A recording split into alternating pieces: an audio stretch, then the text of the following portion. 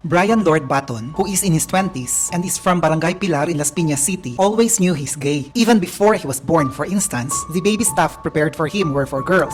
Handovers from an older female sibling who sadly passed away. Simula pagkabata ko, lahat ng gamit ko ay puro pambabae. Since bago ako pinanganak, may babae muna na una. The eldest of two living kids, he finished a BS Business Administration degree from a college in Las Piñas. Brian was lucky because he was embraced by his family. Hindi katulad ng ibang mga gays or part ng LGBT na nakakaranas ng mga discrimination, harassment, or kaya bullying within their family.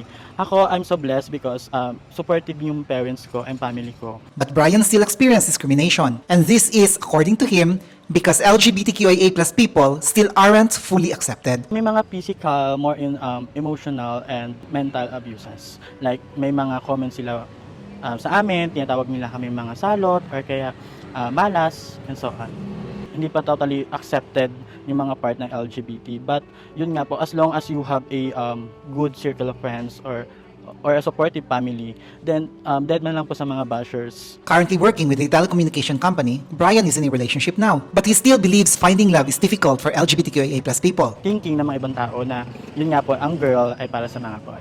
But right now, I can say na if you have a heart, you can connect with other people naman. And if you have a good intention on it, then you will achieve the love that you deserve. As a local LGBTQIA+ community leader, Brian believes there is a need to give attention to HIV. We have increased number of positive cases here at Las Piñas. Brian believes people should be taught na wag makialam sa LGBTQIA+ people to let them live their lives. Stop hatred, stop spreading negativity because hindi natin alam kung ano yung nararamdaman or story ng taong yon. Hayaan natin sila as long as wala silang ginagawang mali. And for other LGBTQIA+ people, Brian's advice is to be strong, though also know that other LGBTQIA+ people will support you. Marami kayong mga pagsubok, discrimination na harapin throughout your journey, but if you have a courage or strong mind and persona, then malalagpasan mo yun. Hindi ka nag-iisa because nandito kami handang akayan ka sa iyong journey.